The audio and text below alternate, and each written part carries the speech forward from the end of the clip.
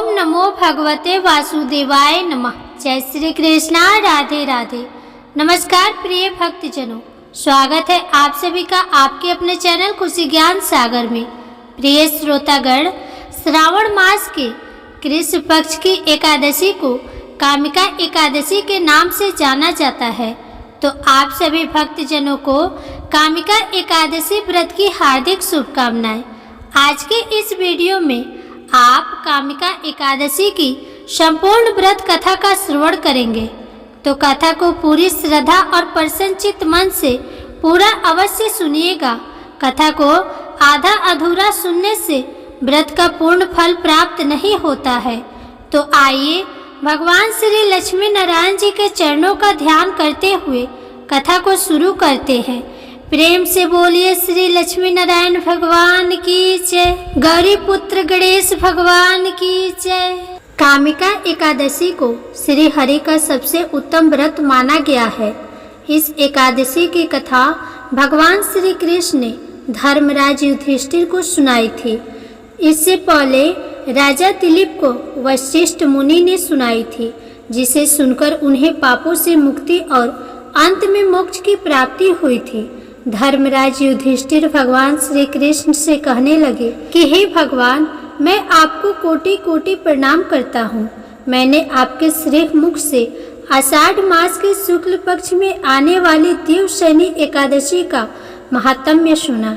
हे मधुसूदन, अब कृपा मुझे श्रावण मास के कृष्ण पक्ष में आने वाली एकादशी के बारे में बताइए। धर्मराज की ये बात सुनकर मनोहर मुस्कान वाले भगवान श्री कृष्ण कहने लगे, हे धर्मराज, जो अभी अभी तुमने प्रश्न किया है वही प्रश्न लेकर परम शुद्ध भक्त देवर्षि नारद एक बार सृष्टि के रचयिता श्री ब्रह्मा जी के पास गए थे। उस समय उन दोनों के बीच में जो वार्तालाप हुआ उसी को मैं तुम्हें सुनाता हूँ, तुम ध्यान पूर्वक सुनो। ऐसा कहकर भगवान श्री कृष्ण ने कथा कहना आरंभ कर दिया।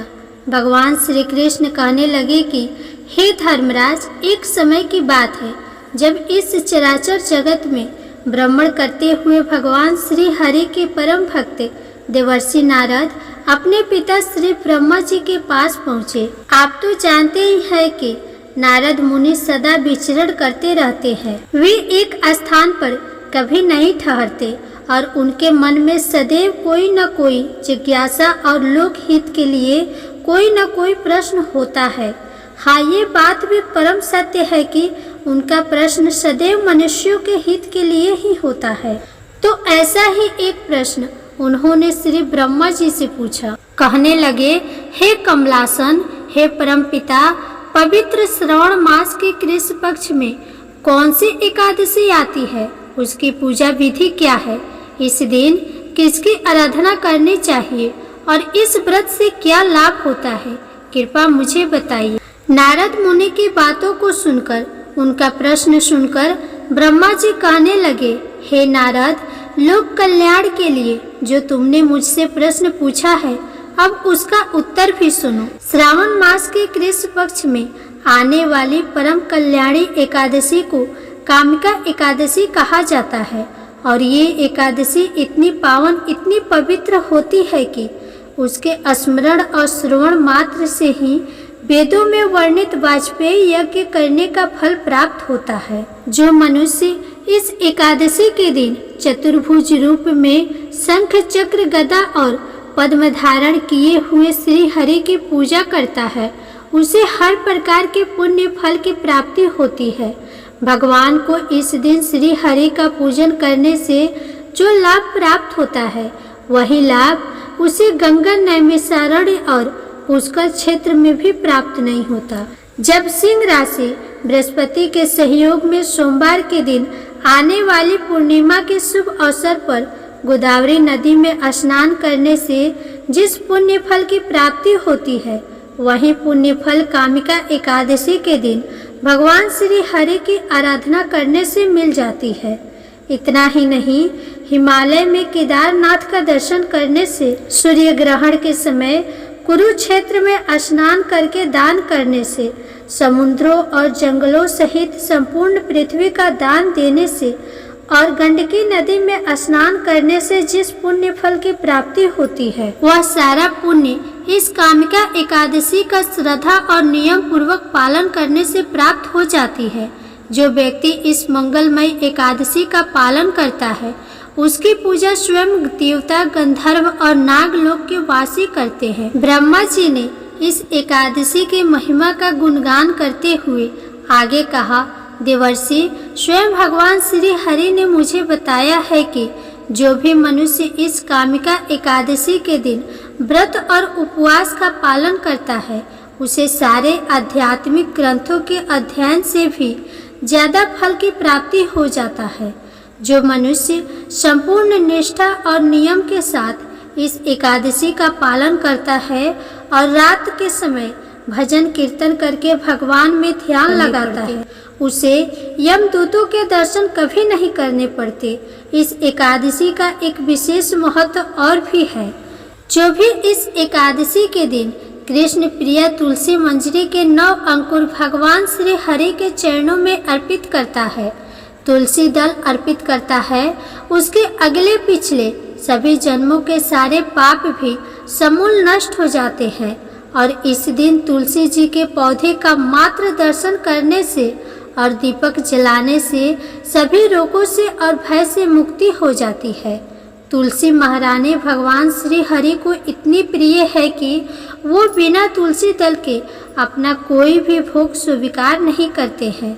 कामिका एकादशी के दिन नित्य कर्मों से निवृत्त होकर हाथ में जल या पुष्प लेकर व्रत का संकल्प लिया जाता है। फिर भगवान श्री हरि को प्रणाम करके उनके सामने दीपक जलाकर उनकी परिक्रमा की जाती है। साथ ही अपनी सभी गलतियों के लिए, अपने सभी अपराधों के लिए क्षमा याचना की जाती है। इस दिन सुबह और शाम के समय घी, तेल या तिल के तेल का दीपक जो जलाता है, उसके पुण्य की गणना तो स्वयं चित्रगुप्त भी नहीं कर पाते। इस प्रकार भगवान श्री कृष्ण ने धर्मराज युधिष्ठिर को ब्रह्मा जी द्वारा देवर्षि नारद को बताई गई कामिका एकादशी की महिमा का वर्णन किया और अंत में कहा कि ब्राह्मण हत्या, भ्रूण हत्या या स्त्री हत्या से जो पाप उत्पन्न होते हैं, उनका नाश भी कामिका एकादशी व्रत का नियम और श्रद्धा पूर्वक पालन करने से ही हो जाता है। अब आप सुनिए कामिका एकादशी की व्रत कथा। कामिका एकादशी की व्रत कथा के अनुसार किसी गांव में एक पहलवान रहता था। उस गांव में ब्राह्मण भी रहा करते थे। पहलवान का स्वभाव बहुत ही क्रोधी था। वह बात बात पर क्रोधित हो जाया करता और किसी से भी झगड़ा कर लिया करता। एक दिन की बात है, गांव में ही एक ब्राह्मण से उसकी बहस हो गई। बहस इतनी बढ़ गई कि उन दोनों के बीच में हाथापाई होने लगी और इसी हाथापाई के बीच पहलवान के हाथों से ब्राह्मण की हत्या हो गई। अपने हाथों से मारे गए उस ब्राह्मण की क्रिया उस पहलवान ने करनी चाहिए, लेकिन पंडितों ने उसे क्रियाकर्म में सम्मिलित होने से मना कर दिया। ब्राह्मणों ने कहा, तुम पर ब्रह्म हत्या का दोष है, पहले प्रायश्चित करके इस पाप से मुक्त हो जाओ, तब हम तुम्हारे घर पर भोजन करेंगे। तब वह पहलवान पूछने लगा कि हे महाराज, इस पाप से मुक्त होने के क्या उपाय है? तब ब्राह्मणों ने उसे बताया कि श्रावण मास के कृष्ण पक्ष की एकादशी को भक्ति भाव से भगवान श्री हरि का व्रत और पूजन कर, ब्राह्मणों को भोजन कराकर दक्षिणा देकर उनसे आशीर्वाद प्राप्त करने के बाद ही तुम्हें इस पाप से मुक्ति मिल पाएगी। तब पंडितों के बताए गए विधि अनुसार व्रत करने वाली रात में भगवान श्री हरि ने उस पहलवान को दर्शन देकर कहा कि मैंने तुम्हारा व्रत स्वीकार किया, अब तुम्हें ब्रह्म हत्या के पाप से मुक्ति मिल गई है। इस व्रत को करने से ब्रह्म हत्या, भ्रूण हत्या और सभी पापों का नाश हो जाता है और ऐसा व्यक्ति इस लोक में सभी सुख भोग कर अंत में विष्णु धाम को जाता है। इस कामिका एकादशी के महात्म्य को जो भी भक्त सच्चे मन से पढ़ता या सुनता है, उस मनुष्य को भी अंत में स्वर्ग लोक की प्राप्ति होती है। तो ये थी कामिका एकादशी की व्रत कथा। प्रेम से बोलिए श्री लक्ष्मी नारायण भगवान की जय। तुलसी शालिग्राम की जय। एकादशी माता की जय। आइए अब एकादशी व्रत की दूसरी कथा को सुनते हैं। इस कथा को सुनने से सभी मनोकामनाएं पूर्ण हो जाती है। रमा नाम की एक स्त्री थी जो किसी गांव में रहती थी। 5-6 बरस उसकी शादी को हो गए थे, लेकिन अभी तक कोई संतान नहीं थी। एक बार श्री राधा अष्टमी का उत्सव आया। गांव की सभी औरतें बरसाना जा रही थी। औरतों ने कहा, तुम भी बरसाना चलो, राधा रानी बड़ी दयालु है, तुम्हारी गोद जरूर भरेंगी। वह कभी भी 7-8 दिनों के लिए अपने घर से बाहर नहीं रही थी। उसके पति और सास ने भी उसे जाने की आज्ञा दे दी। बस उसके मन ने ठान लिया था कि राधा रानी मेरी गोद जरूर भरेंगी। जिस दिन उसे बरसाना जाना था, उसी दिन उसके पैरों में चोट लग गई। चला भी नहीं जा रहा था, फिर भी वह स्त्रियों के संग यात्रा पर चल पड़ी। सारे रास्ते ट्रेन में राधा कृष्ण का जाप कीर्तन चलता रहा। इस प्रकार सभी स्त्रियों के साथ वह बरसाना पहुंच गई। सभी नहा धोकर राधा जी के मंदिर में जाने के लिए तैयार हुई। राधा जी के महल में जब जाते हैं तो ऊपर बहुत सी सीढ़ियाँ चढ़नी पड़ती है। जैसे ही सीढ़ियाँ चढ़ने लगी, वह स्त्रियों को बोली कि तुम लोग आगे आगे चलो, मैं धीरे धीरे आ रही हूँ। पैर में चोट लगने की वजह से चला नहीं जा रहा था। 2-4 सीढ़ियाँ चढ़ने के बाद उसका पैर मुड़ गया और वह नीचे गिरने लगी। तभी एक 7-8 साल की कन्या ने उसका हाथ पकड़ लिया। रमा बोली, बेटी, आज अगर तुम ना होती तो मैं नीचे गिर गई होती। वह कन्या बोली, मैया, ऐसे कैसे गिर जाने देती मैं तुम्हें। रमा ने पूछा, बेटी, तुम्हारा क्या नाम है। वह बोली, लाडो नाम है मेरा, यहीं पास में रहती हूँ। वे दोनों सीढ़ियों पर बैठ गई। लाडो कहने लगी, मैया, मेरे लिए क्या लाई हो। ना कोई जान ना कोई पहचान, और लाडो ऐसी बातें कर रही है। रमा ने सोचा। फिर रमा ने कहा, लाडो, मैं कल तुम्हारे लिए लेकर आऊँगी, तुम्हें क्या पसंद है।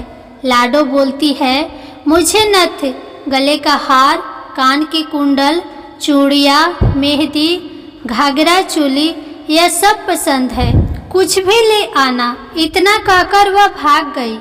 जैसे तैसे रमा भी मंदिर के दर्शन करके लौट आई। वापिस जाकर उस कन्या के बारे में सोचने लगी और बाजार जाकर उसने गले का हार और चूड़ियाँ उसके लिए खरीदी। अगले दिन वहीं जहाँ मिले थे, वह लाडो उसका इंतजार करती मिली। चूड़ियाँ और गले का हार जैसे उसे दिया, वह बोली, बस इतनी सी ही, और चीजें नहीं लाई, और वह मुंह फुलाकर बैठ गई। तब रामा बोली, अभी मैं 8 दिनों के लिए यही हूँ, रोज तुम्हारे लिए कुछ न कुछ लाया करूँगी। यह सुनकर लाडो उसकी गोद में बैठ गई और गले से लग गई। रामा तो रोने लगी, उसे जैसे एक संतान मिल गई हो। खूब प्यार से उसके सिर पे हाथ फेरा। ऐसे ही वह फिर चली गई।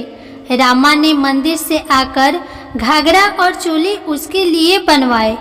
रोज कुछ न कुछ उसे देती।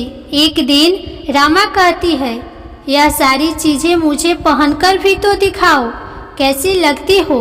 लाडो बोली, कल राधा अष्टमी है, कल पहनूंगी। इस बार लाडो के साथ एक लड़का भी था। उसे देखकर रामा ने कहा, आज पता नहीं मेरे मन में क्या आया, मैंने एक धोती और एक मुकुट मोर वाला लिया है, क्या मैं इसे दे दूं? लाडो बोली, यह कनुआ है, मेरे साथ ही रहता है, हाँ तुम इसे दे दो। ऐसा कहकर वह दोनों सामान लेकर चले गए। अगले दिन राधा अष्टमी थी। जब रामा सीढ़ियों पर आई, वहाँ उसे आज कोई नहीं मिला। बहुत इंतजार के बाद जब वह मंदिर में पहुँची, वहाँ बहुत भीड़ था। वहाँ नृत्य और कीर्तन हो रहा था। इसी तरह भीड़ को चीरती हुई वह आगे पहुँची और राधा जी और ठाकुर जी को देखा। वही सामान सब जो वह लाई थी उन्होंने धारण किया हुआ था वह पत्थर सी हो गई। आंखों में आंसू बहने लगे। बात समझते देर न लगी कि वह लाडो राधा रानी और कन्वा श्री कृष्ण जी हैं। स्वयं जगत के पालनहार उसके पास आते हैं। राधा जी उसकी गोद में बैठती है और उसे मात्र सुख प्रदान करती है। वह तो जैसे बावरी हो गई। दिन रात लाडो लाडो कहती रहती, पुकारती रहती। वह स्त्रियों से बोली, तुम लोग घर जाओ, मैं नहीं जाऊंगी। उसके सास और पति भी उसे लेने आए, पर वह साथ नहीं गई। अब तो वह प्रतिदिन सीढ़ियों पर बैठे बैठे आंसुओं से सीढ़ियाँ धोती, पलकों से बुहारती। ऐसा करते करते उसे 30 बरस हो गए। एक दिन एक बालिका उसका हाथ पकड़कर ऊपर अटालिका में ले गई। वहां जाकर बोलती है, आ गई तेरी लाडो। ऐसा कहकर बाहें फैलाकर रामा को बुलाने लगी और अपने गले लगा लिया। उस दिन रामा ऐसे गले लगी कि इस पार्थिव शरीर को छोड़कर सदा के लिए अपने लाडो के पास चली गई। प्रेम से बोलिए राधा रानी की जय, बरसाने वाली की जय। आइए अब बड़े प्रेम से एकादशी माता और तुलसी माता की कथा को सुनते हैं। इन कथाओं को सुनने से ही एकादशी का व्रत पूर्ण माना जाता है। एक बूढ़ी माँ ने एक बार एकादशी का व्रत रखा। बड़ा ही भक्ति भाव से पूजा अर्चना की। उन्हें वृद्धा अवस्था में क्या बाधा थी। वे तो अपने पुत्र पौत्रों की सुख सुविधा के लिए व्रत रखने लगी थी। वे दिन भर तो जरा कठोर मन करके अपनी प्यास को रोके रही। दिन में पूजा पाठ किया, कथा सुनी और पंडित जी को मिट्टी के पात्र में भरकर पानी और ऋतुफल दान में दिए।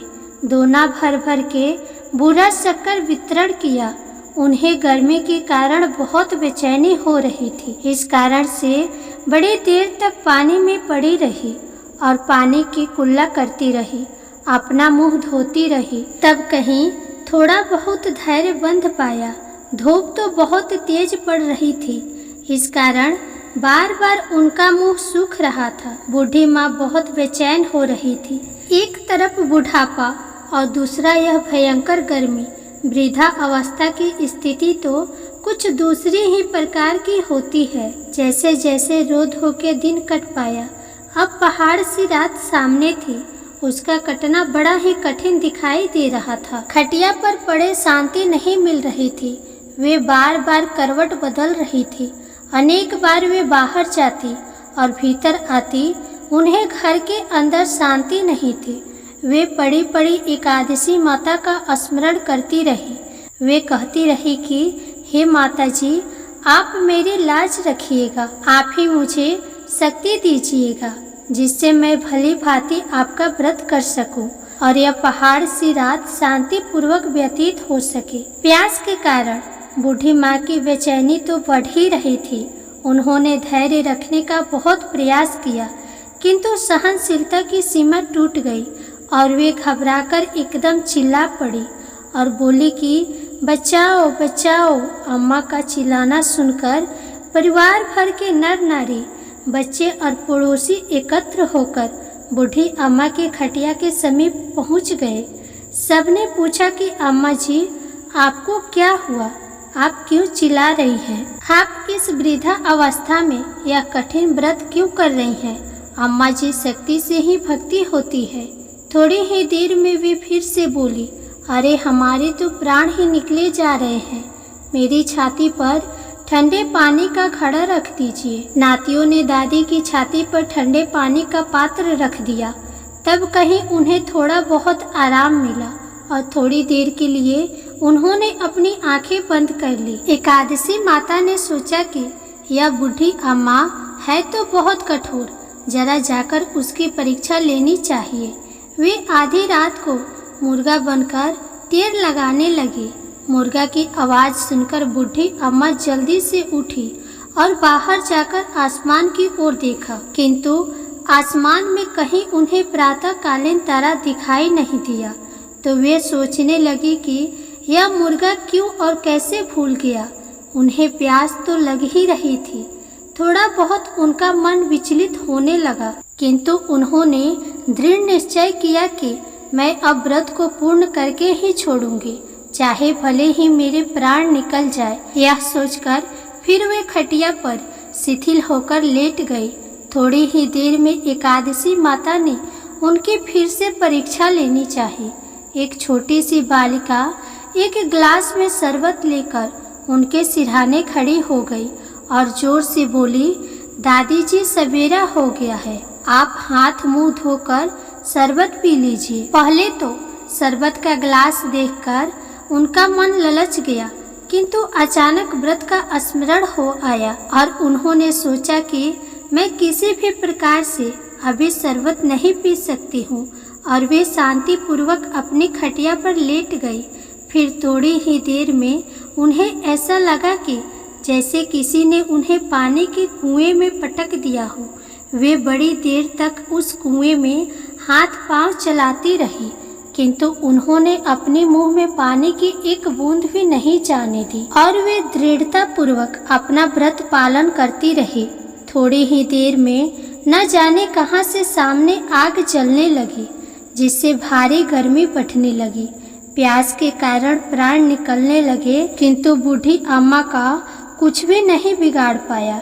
वे जहाँ के तहाँ मुस्कुराती हुई सी बैठी रही और थोड़ी ही देर में बाहर प्रकाश दिखाई देने लगा। ऐसा लगा कि जैसे सवेरा हो गया हो। बूढ़ी अम्मा ने जब बाहर निकलकर देखा तो वे समझ गई कि अभी सवेरा होने में 3-4 घंटे की देरी है। यह जानकर वे शांति पूर्वक इधर उधर घूमने लगी। एकादशी माता यह बात अच्छी तरह से समझ गई कि यह बूढ़ी अम्मा किसी भी प्रकार से अपने व्रत से नहीं टल सकती है। वे उनके सत्य व्रत को अच्छी तरह से समझ गई। सवेरा होते ही बूढ़ी अम्मा ने स्नान किया, पूजा पाठ किया, एकादशी माता की कथा सुनी, ब्राह्मणों को दक्षिणा देकर भोजन कराया।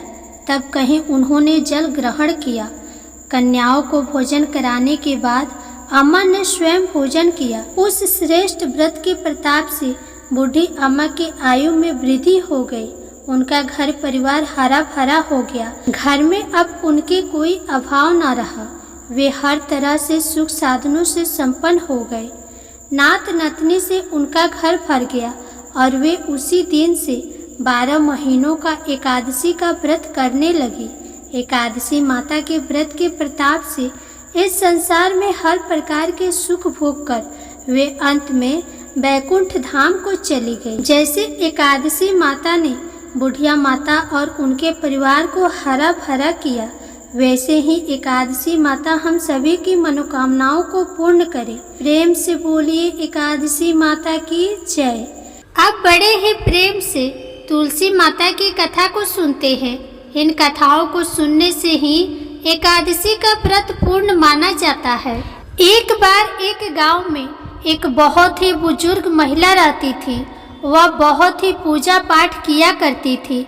वह रोज तुलसी माँ की पूजा करती थी और वह बुजुर्ग महिला रोज तुलसी माता से कहती, हे तुलसी माँ, तुम मुझे बहू दे, पीताम्बर की धोती दे, मीठा मीठा घास दे, बैकुंठ में वास दे, चटक की चाल दे, पटक की मौत दे, चंदन का काठ दे, रानी सा राज दे, दाल भात का भोजन दे, 11 की मौत दे और कृष्ण जी का कंधा दे।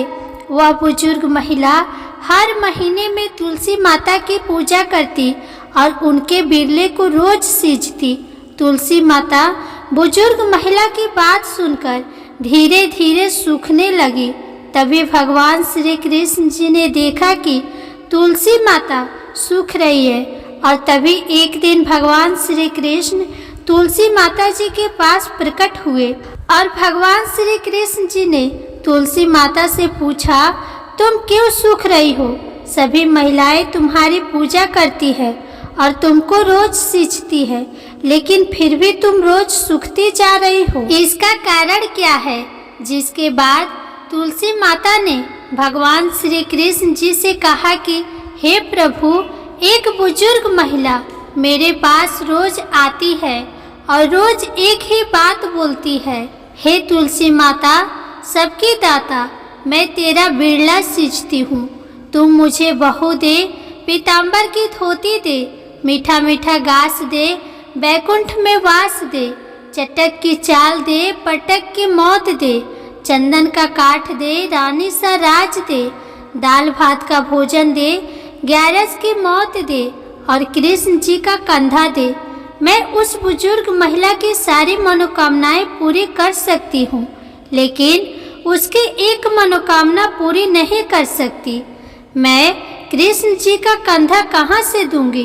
भगवान श्री कृष्ण जी तुलसी माता की बात सुनकर जोर जोर से हंसने लगे और फिर भगवान श्री कृष्ण जी ने तुलसी माता जी से कहा कि तुम चिंता मत करो, जब वह बुजुर्ग महिला की मृत्यु होगी तब मैं मौके पर आकर उसे कंधा दे दूंगा। अब जब वह बुजुर्ग महिला पूजा करने आए तो कह देना कि तुम्हें सब कुछ मिल जाएगा। कुछ दिनों बाद वह वृद्ध महिला ठोकर खाकर रास्ते में गिरकर मर गई। पूरे गांव के सभी लोग आए और उस महिला को सभी लोग धर्मात्मा मानते थे। उसको तुलसी जी की टोकरी कहते थे। उसके परिवार में कोई भी नहीं था, इसलिए गांव वालों ने ही उसके अंतिम संस्कार करने की योजना बनाई और उसे नहलाकर जब वैकुंठी पर बैठाने के लिए उसे उठाने लगे तो उसके मृत शरीर इतना भारी हो गया था कि उसे कोई उठा नहीं पाया। यह सब देखकर वहाँ के सभी लोग तरह तरह की बातें करने लगे और कहने लगे कि यह इतना पूजा पाठ करती थी, हर समय माला फेरती थी, इसलिए यह इतनी भारी हो गई है। वहीं पूरी गांव में चर्चा होने लगी कि डोकरी माई कोई भक्ति नहीं करती थी, यह छल कपट करती थी। हम जिसे धर्मात्मा समझते थे वह पापी है जो कि किसी से भी नहीं उठ पा रही है। यह इसके कर्मों की सजा है। इधर भगवान ने सोचा कि मेरे भक्त की निंदा हो रही है, इसलिए भगवान ने बूढ़े ब्राह्मण का वेश धारण करके वहां पर आए और वहां पर एकत्रित लोगों से पूछने लगे कि यहाँ पर इतनी भीड़ क्यों लगी है, जिसे लोग कहने लगे कि यहाँ पर डोकरी माई मर गई है और पाप इतना था कि जिससे यह उठ नहीं पा रही है। सब उठा उठाकर थक गए। तब ब्राह्मण ने कहा, मुझे एक बार डोकरी के कानों में कहने दो, फिर वह देखो कैसे उठती है। तो सभी लोगों ने कहा कि आप भी प्रयास करके देख लीजिए। तब भगवान ने उस वृद्ध महिला के कानों में कहा कि हे डोकरी माई, देखो मैं आ गया। और जो डोकरी पूजा करते समय शब्द कहती थी वह शब्द उसके कानों में कहने लगे, तू बिरला सींचू तेरा, मैं करूँ निस्तारा मेरा। डोकरी माई बहू ले, बेटी ले, पोता ले, लड्डू ले, पीताम्बर की धोती ले, गहना ले, घी का घड़ा ले, मीठा मीठा खीर और पूड़ी ले, दाल भात का भोजन ले, धन दौलत ले, रानी सा राज ले, तुलसी जी का पत्ता ले, मुंह में गंगा जल ले, ग्यारस को दिल ले, चंदन का दाग ले, कृष्ण जी का कंधा ले। इतना सुनते ही डोकरी हल्की हो गई। भगवान ने बोला, आओ और इसको उठाओ। भगवान ने हाथ लगाया और डोकरी माई उठ गई। सबको बड़ा आश्चर्य हुआ। उसे खूब धूमधाम से ले जाया गया। भगवान उसे अपने कंधे पर ले गए। पूरे गांव में उसकी चर्चा होने लगी, जिससे उसको मुक्ति मिल गई और वह वैकुंठ में चली गई। सभी लोग देखते रह गए। सभी लोगों ने देखा कि शमशान घाट तक तो ब्राह्मण साथ ही आया था, लेकिन अब वह दिखाई नहीं दे रहा है। इससे लोगों को समझ में आ गया कि वह कोई और नहीं, स्वयं भगवान ही बूढ़े ब्राह्मण के रूप में आए थे। बोलिए श्री तुलसी शालिग्राम की जय। बोलिए श्री लक्ष्मी नारायण भगवान की जय। बोलिए श्री राधा कृष्ण भगवान की जय। आइए अब एकादशी व्रत को पूर्ण करने वाले गणेश भगवान की कथा को सुनते हैं। एक समय की बात है, एक बुढ़िया माई अपने परिवार के साथ रहती थी। बुढ़िया माई विष्णु भगवान की परम भक्त थी। वह हमेशा दोनों पक्षों की एकादशी का व्रत करती थी और कथा सुनती थी। उन्होंने कभी भी व्रत में गणेश भगवान की कथा न कही न सुनी, जिस कारण उनका व्रत अधूरा रह गया। परंतु बुढ़िया माई इस बात से अनजान थी। उनको लगता था कि वह तो पूरा व्रत कर रही है और उनके व्रत के पुण्य से उनको वैकुंठ लोक की प्राप्ति अवश्य होगी। देखते ही देखते बुढ़िया माई की मृत्यु हो गई। उन्हें लेने यमलोक के दूत आए। वह देखकर घबरा गई और बोली, मैंने जीवन भर विष्णु भगवान की भक्ति श्रद्धा भाव से किया, एकादशी का व्रत किया, मुझे तो लेने वैकुंठ लोक का विमान आएगा, मैं आपके साथ नहीं चलूंगी। इतना कहकर बुढ़िया माई रोने लगी और विष्णु भगवान को पुकारने लगी। विष्णु भगवान गरुड़ पर सवार होकर बुढ़िया माई के पास आए और बोले, बुढ़िया माई, तूने तो पूरी श्रद्धा से व्रत किया, परंतु तुमने व्रत में कभी भी गणेश भगवान की कथा न कही न सुनी, जिस कारण तेरा व्रत अधूरा रह गया। बुढ़िया माई विष्णु भगवान से जीवन दान मांगने लगी ताकि वह एकादशी का व्रत करके उसका पूरा पुण्य प्राप्त कर सके। इस प्रकार बुढ़िया माई को विष्णु भगवान ने 2 साल के लिए फिर से जीवित कर दिया। अब बुढ़िया माई जीवित होते ही गणेश भगवान का नित्य नियम निभाना चालू कर दिया। अब जब भी एकादशी का व्रत करती तो सबसे पहले एकादशी व्रत की कथा सुनती, फिर अंत में गणेश भगवान की कथा सुनने लगी। गणेश भगवान की कृपा से एकादशी का पूरा पुण्य बुढ़िया माई को प्राप्त हुआ। बुढ़िया माई की तपस्या से गणेश भगवान प्रसन्न हुए और बुढ़िया माई के सामने प्रकट होकर बोले, बुढ़िया माई, तुमने मेरे नित्य नियम के साथ ही व्रत में श्रद्धा पूर्वक कथा सुनी है, इसलिए मैं तुम पर अत्यंत प्रसन्न हूँ। मैं तुम्हें आशीर्वाद देता हूँ कि जब तक यह पृथ्वी रहेगी तब तक तुम्हारी इस तपस्या का गुणगान लोग करते रहेंगे। साथ ही एकादशी व्रत में तुम्हारी इस भक्ति की कथा को जो भी मनुष्य प्रेम पूर्वक सुनेगा उसको व्रत का संपूर्ण फल प्राप्त होगा। गणेश भगवान बुढ़िया माई पर प्रसन्न होकर बुढ़िया माई का घर अन्न धन से भर दिया। साथ ही रिद्धि सिद्धि का आवाज करके अंतर ध्यान हो गए। 2 साल बीतने पर बुढ़िया माई की मृत्यु हुई। इस बार उन्हें लेने वैकुंठ लोक का विमान आया। बुढ़िया माई को पूरे मान सम्मान के साथ वैकुंठ लोक ले जाया गया। इस गणेश भगवान की कृपा से बुढ़िया माई का घर अन्न धन से भर गया और मरने के बाद वैकुंठ धाम का वास मिला।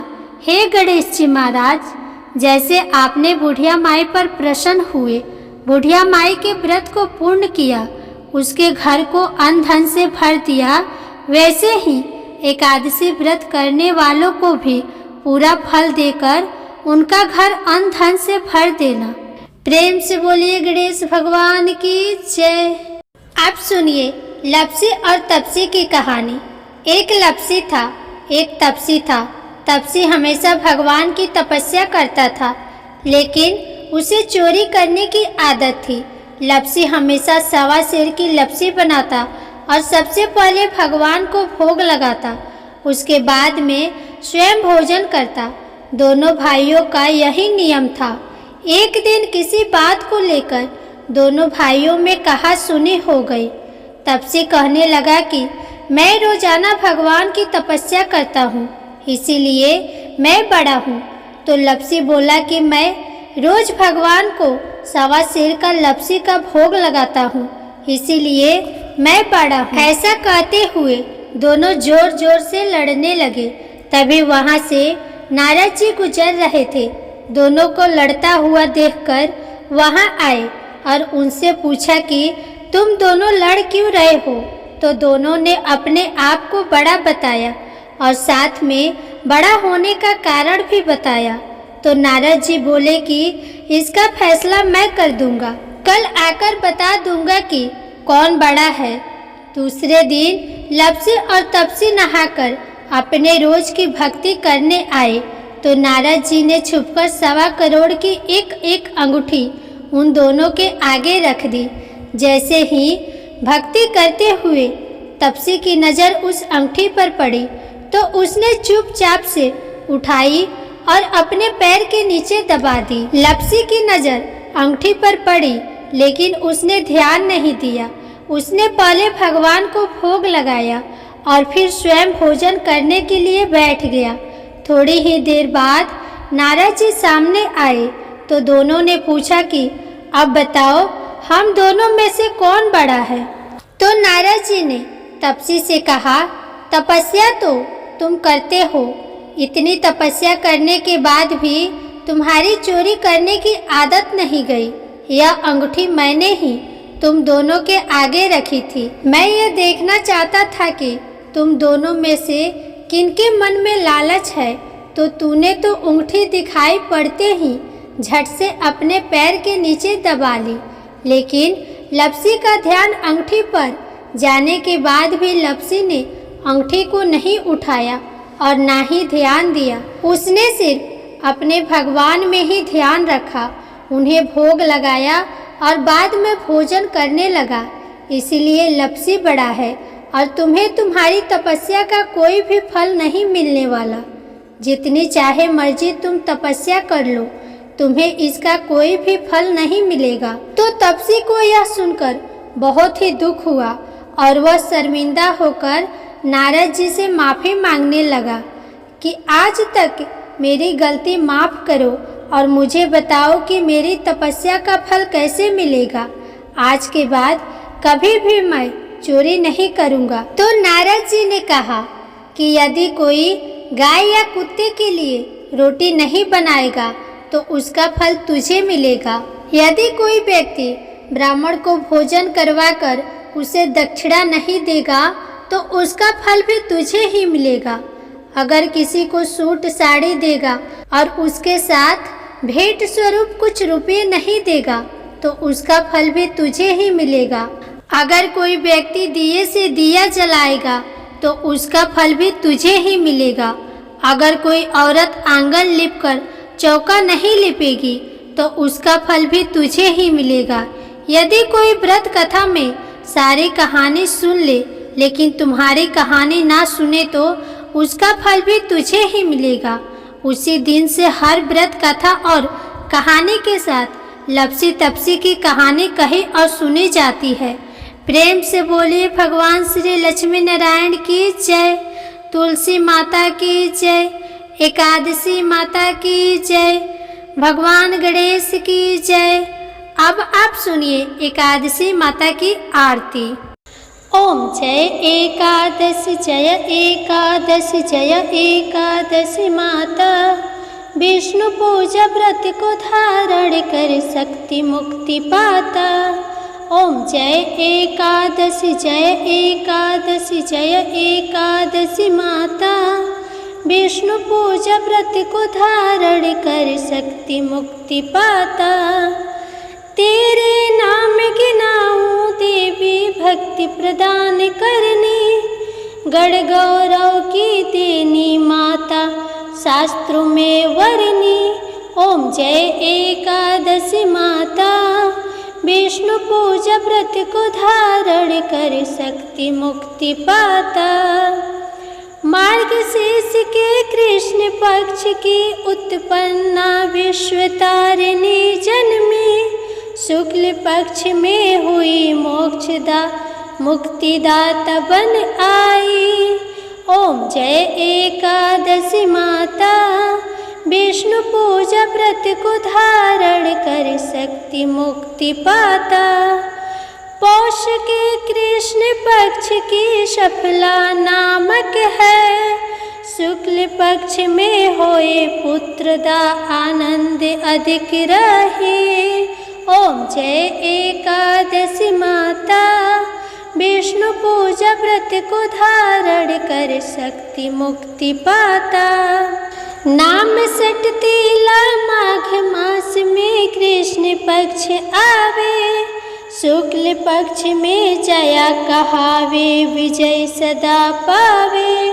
ओम जय एकादशी माता, विष्णु पूजा व्रत को धारण कर शक्ति मुक्ति पाता। चैत्र शुक्ल में नाम कामदा धन देने वाली, नाम वरुथनी कृष्ण पक्ष में वैशाख माह वाली। ओम जय एकादशी माता, विष्णु पूजा व्रत को धारण कर शक्ति मुक्ति पाता। शुक्ल पक्ष में होए मोहिनी, अपरा ज्येष्ठ कृष्ण पक्षी। नाम निर्जला सब सुख करनी, शुक्ल पक्ष रखी। ओम जय एकादशी माता, विष्णु पूजा व्रत को धारण कर शक्ति मुक्ति पाता।